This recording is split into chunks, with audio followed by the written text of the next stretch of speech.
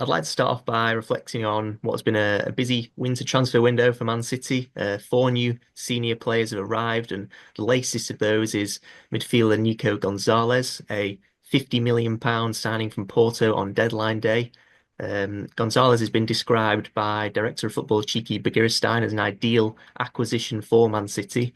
They left it late, didn't they, to get a midfielder in, but in the end, they got it. So, how pleased are you, Stephen, that Gonzalez has arrived, and what do you think he will bring to Pep Guardiola's side? Uh, yeah, it's a huge and necessary signing. I'd be amazed if after the Arsenal game, which thankfully we're not going to talk about too much today, but I'd be amazed if there wasn't a more of a rush to get this done because it was very obvious that City's deficiencies were highlighted against Arsenal, as they have been for the past few months in particular.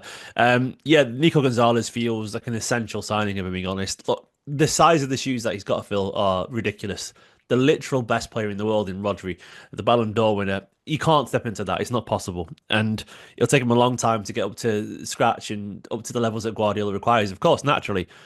But we've been absolutely desperate for legs in that midfield. You know, young players who can run. They don't have to be able to sprint as fast as an Olympic sprinter. They just have to be able to move and do it often. Unfortunately, Kevin De Bruyne and Ilkay Gundogan, they're older now. You know, and Bernardo Silva still has the legs, but even him and Kovacic, they're both 30. Neither of them are defensive midfielders. They're not naturally defensive people. So you've got a bunch of players who are older, probably can't press in the whole game, who aren't naturally defenders at a time when the Premier League is more physical, more structured, more organised than ever. Our weaknesses are clear, and I think Guardiola isn't exaggerating when he says we're probably the worst team on transition in the league. And I think it's genuinely true. I think City are dying for this kind of influence. And Nico Gonzalez, 6'2", technically excellent as you'd expect from any Barcelona product, La Masia product. Learned the physicality as well over in Porto, where he played a bit more advanced in the six that he grew up as a Barcelona player. Played more of an eight, more of a box to box sort of crasher kind of thing. Essentially, these days he looks like an old school 4-4-2 central midfielder where he could do a bit of both, you know. Everyone's a 6 or an 8 these days. Box to box isn't really a thing, which is that's what he looks like to me. And that means essentially he's got the legs, he's got the size, he's got an eye for goal and getting forward, but also he can run back and tackle. It'll take a while to adapt, but I think he's going to be in the long run a perfect partner for someone like Rodri, which I think is what City are aiming for. Not just a guy who can take over from Rodri, but a guy who can sit alongside him too. Yeah, I think, there's a lot of characteristics about Gonzalez that people can get excited about. The fact that he's strong, he's skillful, he's got a bit of height about him as well. Yeah, He has an eye for goal. 7 goals and 6 assists in 29 games for Porto already this season. Of course, he's playing a bit more advanced role than what he may play for at City. He's efficient at moving the ball forward. Sort of, he loves to drive forward with the ball as well. Whether he does that at City remains to be seen. But what I also yeah. like about him from the clips I've seen as well is just his anticipation, I guess, and how he reads the game. He always seems to be 1 or 2 steps ahead, and that Smart. benefits his he's smart. He's just it benefits the team from attacking and defensive points of view, really. Whether he's attacking the ball from a set piece, he seems to be a threat from those, both attacking and defensively as well, or just nipping in front of an opponent to win the ball back. So, and just the fact that he seems to be a fit and energetic player, and City have been crying out for that in their midfield all season since Rodri's been out. So yeah, it seems to be an intriguing signing, one that City needed to make a midfielder. Um, Gonzalez now, of course, he'll be facing a baptism of fire with City's fixture run now. So City fans will be hoping he adapts quickly, won't they? I look. It sounds dramatic, but I really don't think he can do much worse. Like the standards in our midfield are in the mud, and like that sounds melodramatic unless you're paying attention to Man City, which I do as a City fan, you know. And I know you cover City all the time, so you're paying attention. It really is that bad. We're not exaggerating. We are, and I think I've seen stats about it. We're the worst in the league at defending our box. We're by far the worst physically in the league in midfield. Like Gonzalez simply has to be able to pass a ball and be big and can run to be better than our current midfield. Which is technically he's good enough. I know he is. You can see it in his heritage and his his upbringing. And I think honestly, as tough as it'll be, and he'll have some games where he makes a mistake, and it's gonna happen. He's gonna get overrun at some point. But the fact that he can actually run and the fact that he will track back aggressively, Kovacic is a player I like, but there's a really weird trait that Kovacic has where he looks lightning quick going forward.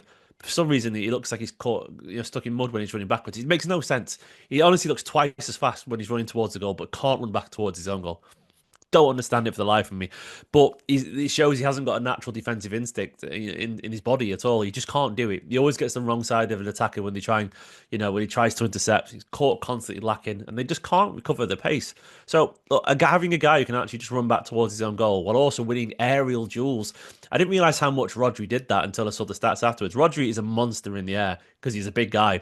This guy's big too. He reminds me a little bit of Declan Rice actually, stylistically, which is not a pure six, but just that physical monster who can cover so much ground. And I actually think he will make a difference to this City side. I think asking him to be alongside Kovacic as opposed to Kovacic alongside Bernardo Silva and Gundogan, it's not even comparable. I think it's not even comparable. This guy's played Champions League football. He's been brought up. He's played La Liga football. He's played in the Primera Liga as well. Regularly, he's 23 years old, a good age. He's hungry. He also knows Manchester because his dad lived there at one point and worked there. His dad worked for City at one point, part of the academy. His dad's a Deportivo La Coruña legend, Fran Gonzalez.